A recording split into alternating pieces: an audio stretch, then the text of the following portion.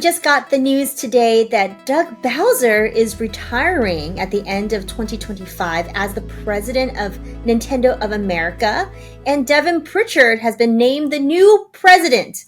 We are here to talk about what this means for the future of NOA. We've worked very closely with Devon when we were at Nintendo, so we got some stories to tell about her and maybe some things to share about what kind of president we think Devon is going to be. But yeah, big news. So let's dig into it. Look, this is why we are here.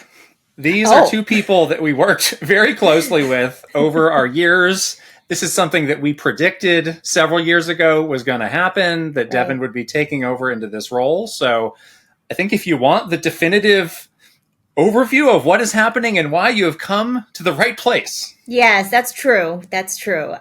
Let's get into some of the details here. So a press release has gone out announcing the retirement. There were several quotes in this release, one from Doug, one from Devon, and also one from Mr. Furukawa as well. Very nice. Very nice. Obviously, this is something that Nintendo put out to make the announcement. Doug is quoted first in this release, noting a quick note here. Doug is 60 this year, and so he's retiring at 60 years old. Fun fact, Reggie was 57 years old when he retired from Nintendo, and Doug took over as the president. So, yeah, so I guess we can just start with some of the facts here. We can read Doug's quote really quick. Doug says, "One of my earliest video game experiences was playing the arcade version of Donkey Kong. Since that time, all things Nintendo have continued to be a passion for both me and my family. Leading Nintendo of America has truly been an honor of a lifetime, and I'm proud of what our team has accomplished in both business results and the experiences we've created for consumers." And he goes on to say, "Now it's time for the next generation of leadership, and Devon's track record speaks for itself. She is an exceptional leader, and her promotion is a testament to her strong performance and strategic contributions to the company's growth. I have full confidence that she will guide the company to even greater heights."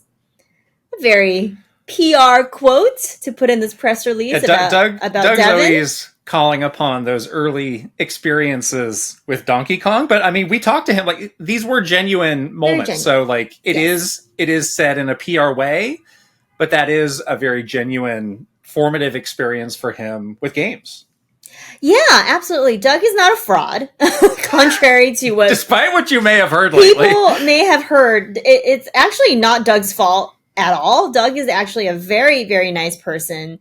He did the best job that he could, I think, being the president of Nintendo of America. I think that he was always very kind to both of us. I always thought about him first and foremost as just a very kind-hearted person. And you know what?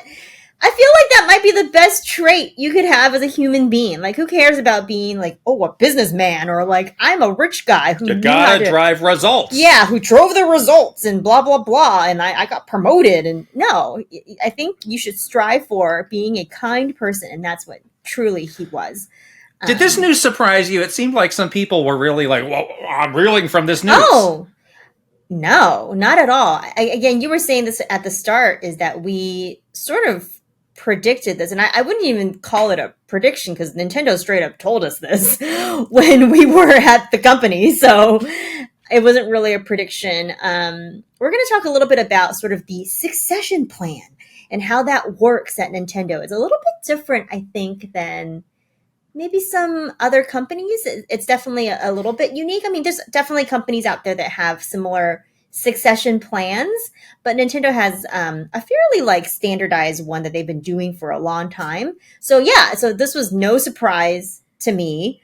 Absolutely saw this one coming. I was sort of counting the days, all right, tick-tock, Switch 2's been out for a bit. When is Doug hanging it up?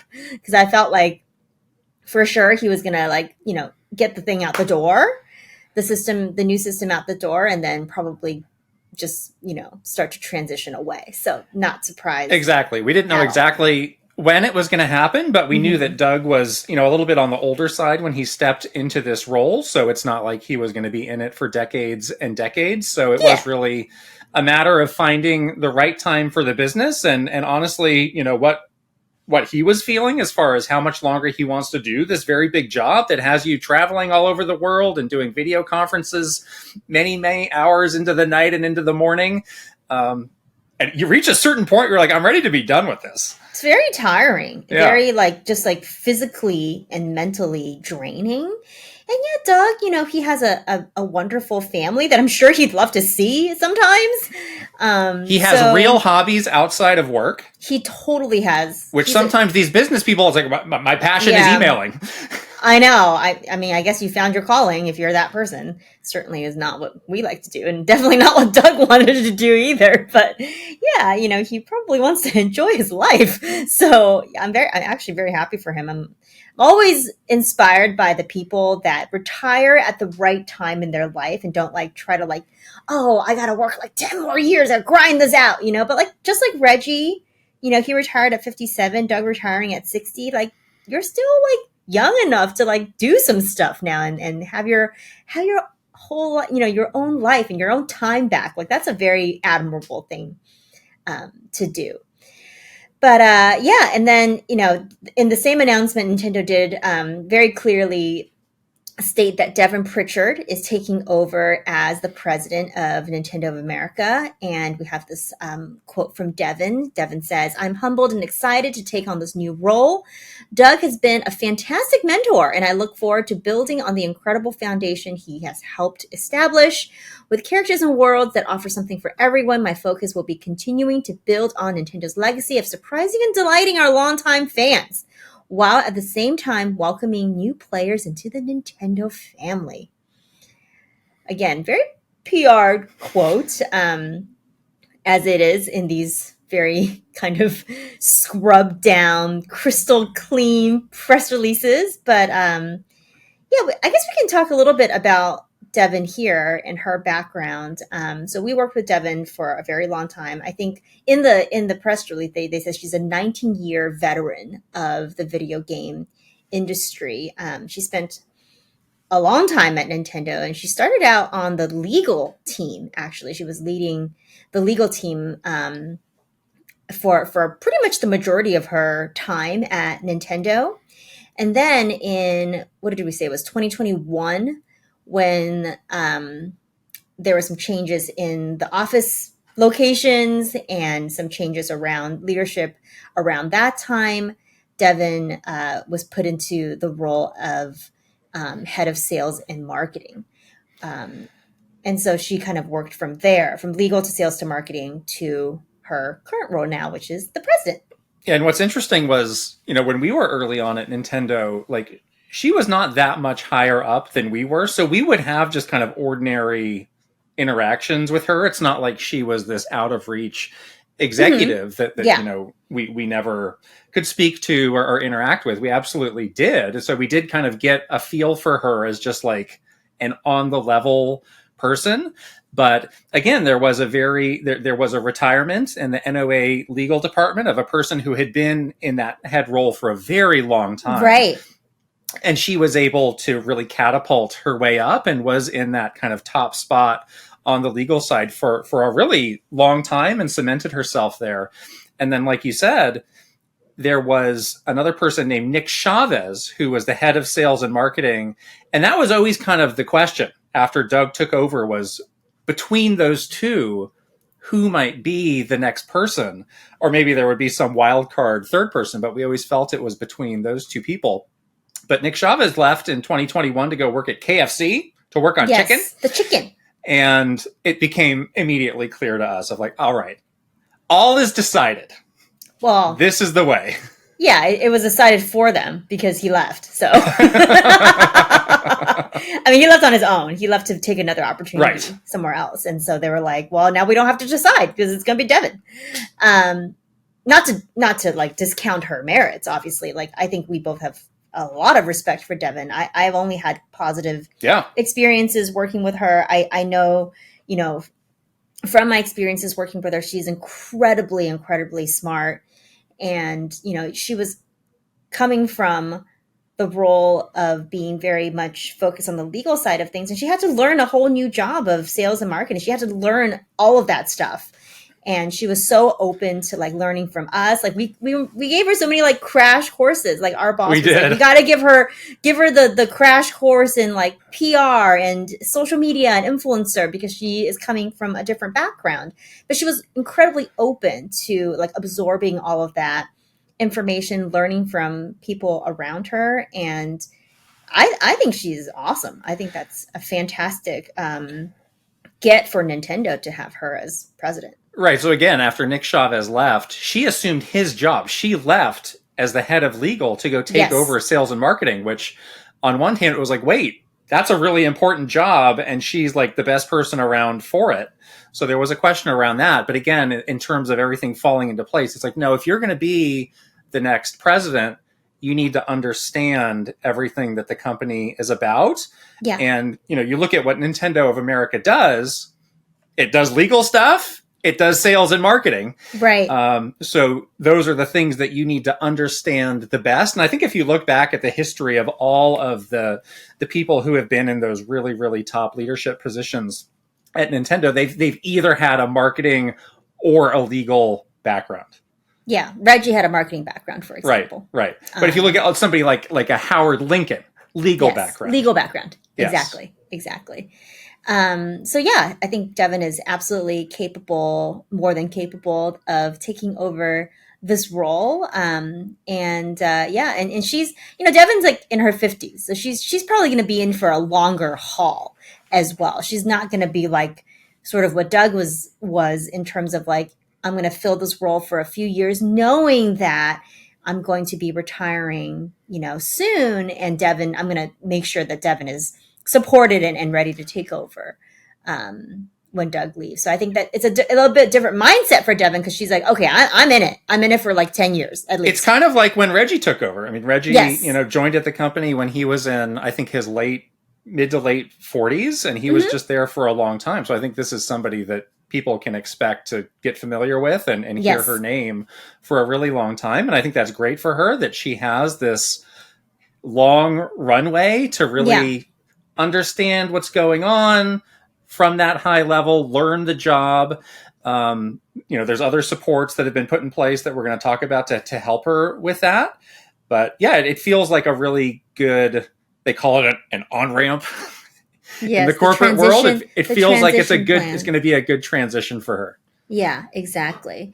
Also in this release was a quote from the global president of Nintendo, Mr. Furukawa, and he says, during his tenure, Doug made numerous contributions to bring smiles to the faces of people connected to Nintendo. I would like to express my gratitude for his strong efforts. Devon, who will become the next president, has also made many contributions to Nintendo over the years. I'm confident that, like Doug, Devon will continue to support Nintendo's important mission of creating smiles. Wow. How cute. And obviously this is not a decision that can be made without his approval. Without his thumbs out, without his heavy involvement. Right. But again, this is not news to him. This is something that's been in the works for a long time, that whenever Doug is ready, we'll put this plan into place. And whenever things are ready for the company, we can do this. So he's obviously very bought in, and he's going to help with the transition himself. Exactly. He's going to have to, because he's going to have to work with her a lot more now. Right. But it's not that, she already had extensive involvement, conversations of course, with all of the highest level leadership at NCL. Yes, of course. So this is a good place, I think, to dig a little bit deeper into this succession plan that is very typical to Nintendo, but maybe news to some people, how this kind of works, and might seem a little different than maybe other companies that put like big leadership roles in place. So yeah, like we were saying before, we were not surprised by this at all, because the succession plan has been in place for a very long time, for years. So it's very typical at Nintendo for you to for like everybody in the company, even if it's not like formally announced, like you just kind of know. I had to do this. You had to do this. Yeah. Exactly. Everybody has to do it. Any person in a leadership role has to do it. But you basically you were going to inherit my kingdom. I was? Yes. Oh, I didn't know that. Okay, that sounds. I don't want it. I reject this plan. No, just kidding. But yeah, everybody that is in like a top leadership position has to put together like a succession plan that gets bought into by everybody that is a stakeholder in this. But especially for like these big leadership positions, president, head of X department or whatever. Like you kind of know what that's going to look like for years and years before anything happens. So, when Reggie retired, obviously we were all very sad that Reggie was retiring, but we never questioned like, oh no, what's going to happen? Like what will the company do now? Like we were all pretty like, settled in the idea that like, oh, if somebody retires, if something happens, like we know who is next in line to sit the throne, as they say. So it is interesting because when you're putting something like this together, or when you're like, with people in leadership roles, like it's a weird, almost like morbid thing. It's like, yeah, if something happens to you, like we know who's taking over for you. But that's how Nintendo was. Like they were very much like this for all of the leadership roles, and it was something that was sort of like almost like public and within the company, and you kind of just knew what the system was going to be, like years and years in advance. Yeah, and it's something that's kind of obvious if you follow the company, but there are companies who will sometimes be like, all right, let's look outside the company for somebody to fill this role, and that's just not something Nintendo's interested in. Like they do things their own way. It's so important that they do things their way that this has been the perfect way to bring her on, to get her to learn everything that the business does, to have those almost 20 years of experience. Just bringing someone on cold would be a recipe for disaster. And they've done that not for big leadership roles like head of departments or like the president, but they've done it for like director, even like director level. They've done it for some pretty high people, and they have had some had bad results, really bad results. Yeah. Like if you want to do your own digging on this, like, I'm gonna do it my way. It's like, well, you're kind of not. Yeah, like a lot of those people, I don't think any of the seriously, I don't think any of those people that were brought in from the outside to do something in a leadership role, they have not lasted because they tried to like step outside the box, and they're like, no, but back at Disney, I did it this way, and you hired me, right? Because I was at Disney, so now I'm going to tell you what's what. And then they're like, absolutely not. Actually, you're fired. So yeah, that is not how the typical succession plan works at Nintendo. There's very rarely somebody from the outside. It's very much like, it's almost like a monarchy where you're like, yeah, I am the next one. And then the next one after me is that person. And the next one after that person is that person. It's like, yeah, you really know it. You really truly know it. Like you were going to take over for our VP if she had left. That was your succession plan. All right. Yeah. I mean, everyone knew. So that's kind of what it's like. We talked a little bit about, obviously Mr. Furukawa is quoted in this press release, so he knows about this. He knew this was coming. But what exactly is NCL's involvement in all of this? He obviously has worked with Devon before. Members of the NCL executive team has worked very closely with leadership at NOA, at Nintendo of America. But what exactly, what is the level of authority that they have over this kind of decision? Well, it's huge, and their authority right now is bigger than ever, kind of in the post-Reggie era. So, it's something that NOA needs to prepare. It's something they need to share with NCL and get them to understand and buy off on. And obviously they did, and I think they did enthusiastically buy off on this, because I think everybody understood that this is the right decision. But again, they have a huge amount of say. And there's this one other wrinkle to all of this, which is, somebody coming in to act as the CEO that may have been another follow-up point from their side of, yes, let's do this, but let's also do this. That's right. And that person is actually Satoru Shibata, who you guys might remember his face from the European Nintendo Direct. So he was the head of NOE for a time. And then he left that role and went back to Japan and sat on the executive board there. And now he's being brought in as the NOA CEO. So that's kind of interesting. So Nintendo put out this big document that detailed like everybody's promotions and movements and things like that, and sort of this was buried in that. But we did want to talk a little bit about like what is this job that is NOA CEO of NOA, and why we think Mr. Shibata may have been brought in specifically at this time when Devon is making the transition to president to do that job. So he's got a lot of business cards now because he's taking on this job, but he's not giving up any of his other jobs. So I know. everything that he was still doing at NCL, he's going to continue to do. And he had really important responsibilities. Like he was overseeing at a very high level the marketing departments, the game licensing departments, all sorts of things. So he's very busy. Yes. But and I did see some people saying like, oh, I didn't know that NOA ever had a CEO. Well, they have.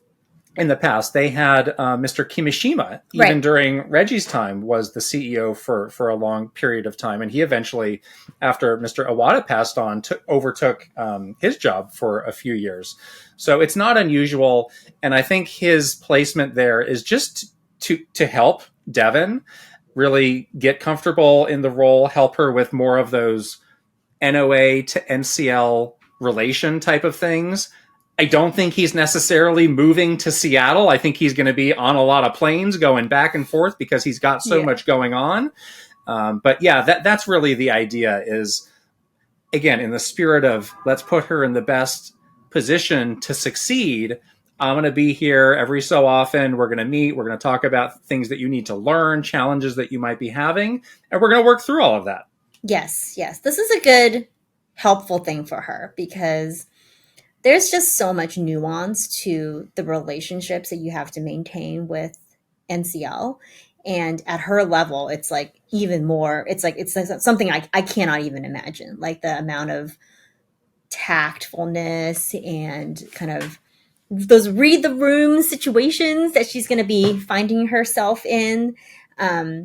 It's just really helpful for her to have Mr. Shibata as like that sounding board because he's been through a lot of this, and he also like sits in NCL, so he knows like sort of the nuances of where they may be coming from certain in certain situations. So yeah, and he's great. So she's very lucky to have him. We like everybody involved in this to help her. Yeah. And again, since he was the head of NOE, he's like, well, I understand the role that you're going into. Exactly. Because I was the head of this other subsidiary. So, let me help you from not only my side now as an NCL executive, but as somebody who's done this job before. Here's what you can look forward to. Mm-hmm. Exactly. Yeah, she's very lucky to have him to help her through some of this transition stuff. Well, we talked a little bit about Devon's background and our experience working with her, and we have so much confidence that she's going to do a wonderful job as the president. But what kind of president do we think she's going to be? On the spectrum of Doug to Reggie, if Reggie's the far side and Doug is the other side, where does Devon fall on that spectrum, would you say? I don't think we're going to see externally any difference at all. And I think that is the plan. That is the goal, to have it be very seamless from an outside point of view. I don't think people should expect to learn a ton about her. Because, Doug, like we did get to know a bit about Doug, and people said like, gosh, we don't know much about him anymore. Lately, we don't get to see him. I don't think you're going to get to see much of Devon or learn much more about Devon, because that's the plan. It's like you're there to do this job on an internal side. These days, the job is not to be a face of the company. So I think from all of us on the outside's perspective, you won't notice a thing. Exactly. I was just going to say that like the people that are thinking, okay, now that we have a new president in, it's time for us to get back to the Reggie days where, Reggie was everywhere. He was like the face of Nintendo of America. He was in goofy videos doing the Yokai Watch dance, and he was in Nintendo Directs, and he was doing all sorts of stuff. Interviews, quotes, and Reggie was everywhere, right? Reggie was sort of ubiquitous to the idea of being the face of and away. And absolutely, that is not going to be the case for Devon. Even though she's the new person coming in, I think it's going to be totally the same as it is now, where they have very sort of from a brand voice, they'll tell you the things, and then they have the people that are in the directs, and those are going to be the people in the directs. You probably won't be hearing Devon in like a media interview anytime soon. Yeah, she's not going to be a public figure in any sense of the word. When Reggie was leaving, we did have a pretty robust plan for communications of like we need to get people to get to know Doug, to understand Doug, to put him out there a bit more. I'd be surprised if they even go so far. There may be a couple. There may be a very couple small things that are done, but I don't expect it to be much. I bet a question a lot of people have is, does Devon play games? Yeah. Does Devon play games? Would you like to answer that question?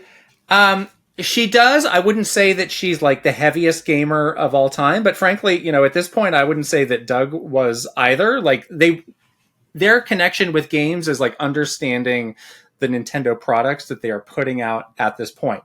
I will say, Devon has some young kids, so she does get to see the perspective of games through them, which is good. Like I had some very like insightful conversations with her about the industry and about games and about, Nintendo's games. So I think she's really on it. I think she understands that stuff really well.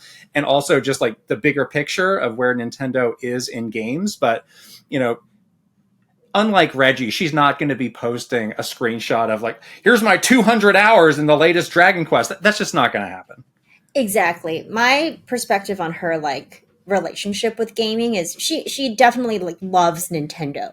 She also, like all of us, have these childhood memories of connecting with Nintendo in some way, shape, or form. She's probably not like playing games every day for many hours. She's not like, a core gamer, as we like to call it, but she definitely understands the industry, and she understands like how Nintendo fits into the games industry, and she knows like she's very plugged in to what is happening. But like as a capital G gamer or whatever, I don't think that's who she is. As a lot of people pointed out, this was really funny. The photo that she has right now that's kind of circulating around on her LinkedIn is her holding one of the enemies from Pikmin. And everyone's like, oh my God, Devon is a Pikmin fan. We're going to get the next Pikmin game now, finally. Okay, I'm going to tell you, break your hearts right now. Not going to happen. She's not really a Pikmin fan. I mean, we definitely will because Mr. Miyamoto's telling somebody to do it, but it's not because of her. It's not because of her. And she's just holding the thing because she's like a Nintendo thing. Right. It's not like because she's like the world's biggest Pikmin fan or something like that. Yeah. I actually don't know what her favorite Nintendo series is. I wish I knew. I don't. I don't either. Yeah, I think she's only mentioned to me the games that her kids were playing. I never heard from her, like, this is the game that I'm playing that I really like. But I definitely, like, I know that her kids definitely play Nintendo games. And she's always talking about, like, oh, yeah, they're, like, playing, I have kids at home playing Smash and all that stuff. So, yeah. So what does this mean? What does this mean for the future of Nintendo? What do we think sort of the next 5, maybe 10, for the next, the Devon era? What does it look like for Nintendo? I don't think it really means anything, again, for us. The kind of regimes that you really need to focus on are the ones that are in Japan right now. It's the Furukawa regime, the Miyamoto regime, all of those other people that are there, because they are really dictating the strategies and the activities that all of these subsidiaries are executing. And if you are a Nintendo of America employee, there may be some differences, but even then, I think it's going to be a continuation of what has come to this point. Right. Exactly. I think, the things to pay attention to, and we actually did a video about this a little while ago, is like, we've been watching very closely the retirement ages of other very important people in Japan, including some of the biggest game developers ever. Really getting up there, much older than Doug, even. So they're really getting up there in age in terms of their, time at Nintendo maybe coming to an end. And when that happens, I do think there may be a shift that we publicly can see, because maybe the games will feel a little bit different, or the way they do things are a little bit different, because those sort of old guard people that have been there since the beginning of time for Nintendo will be leaving. But in this sense, I think, yeah, they are putting Devon in place to sort of continue on what Doug's been doing, and sort of the way that they are representing NOA nowadays, without having this person as the face of NOA, is going to be what is continuing on. So let's talk a little bit about Doug. Again, we're really happy for him that he is able to now take a nice break and enjoy his life and not be in a 9 p.m. NCL meeting. So congratulations, Doug, to have his life back. But what is Doug's legacy? What did he leave at Nintendo? There's this kind of idea, sometimes you hear it about presidents or CEOs, of like a wartime versus a peacetime leader. Yes. And I think he was just a great peacetime leader for Nintendo. He took over mid-Switch generation, and he really carried that momentum for that system to have as much sales opportunity as it did. He drove the record-breaking launch of the Switch 2 and navigated probably some tumultuous times with that. And that's absolutely why this is happening now, which is that, all right, we're past that. Things are in a settled place. We're feeling good. This is a good time to make a transition. They definitely would not do this, before on June 1st, when we're about to launch a new system. They wouldn't do that. So that's what I would say is just like an extremely strong sort of peacetime leader for the company. You don't have to make these these arduous decisions like a Mr. Iwata did of like, we're going to cut the price like that. You didn't have to do any of that stuff. You just kind of really needed to make sure that you could execute the plan as it was and do it the best that you could. And he did. I will say, as a Nintendo employee, there is something that I'll remember from him that people don't know, which is we had some hard times during the pandemic. That was a difficult time for us. And I do give him a lot of credit for being a very good leader for us as employees throughout the pandemic, to make us feel comfortable, make us feel like he was looking out for us, that we could do our jobs, but he was also thinking about us as people. I give him a lot of credit for that. I appreciate him a lot for that. Yeah. I think a peacetime president's biggest challenge and thing that they have to do is focus. And he had it. Like, this is the thing where, like, you're just sailing that ship and you got to focus on the goal. And you don't need to, like, I got to turn the wheel like a bunch of times. I got to snake the path. No, you stay focused and you go down the path. And a lot of people can't even do that, honestly. Like, a lot of leaders, like, literally don't have the focus to even do that. And he was very focused. He was very careful about, like, where he spent his energy. And he, took the ship to the destination. And now he can be like, bye, I'm good now. I did my job. We have reached the destination. We have reached the destination, and I've done my job, and I've done it well and efficiently. And so that is just like a huge compliment, to him, that is more difficult to do than you might think. And yeah, I think we said that before, at the beginning of this video. Like, my personal legacy of Doug is that he was a kind-hearted person. And again, I think that is like the most, like, the best impression that you can leave on somebody, is that they remember you to be like a nice person, a person that actually truly cared about the people around him. And your pandemic story is a great example of that. I've never, ever felt like, Doug was somebody that was like, well, for the business, Krysta, I need you to, like, destroy your life and body. He was never, ever like that. And we never heard anybody around us or at the company say, oh my God, Doug was so mean, or Doug was he hurt me. Exactly. Like, Doug was so short-sighted, or Doug doesn't care about me. Like, that didn't happen. It was absolutely the opposite, where people always said, like, gosh, Doug is such a caring person. Oh, look at this nice thing that Doug did that made me feel good and made me feel like I was a valued employee. Like, it was always those stories about Doug. So I think that is a beautiful legacy for him to leave. So yeah, it's just, leave on a high note. Big congratulations to Doug for finishing it up strong. And now he can enjoy his life. That's right. Wow. Well, there you have it. That is the tea on the Nintendo succession plan and the new president, Devon Pritchard, joining or rising to the role of president of Nintendo of America. Yeah, let us know how you feel about this in the comments. Sorry if we dashed anybody's dreams about Pikmin 4. It's still coming. Pikmin 5, excuse me. Pikmin 5, whatever. Excuse you. Don't really care, honestly. Anyways, that is it. We're going to wrap it up. And we'll see you later. Bye-bye. Bye.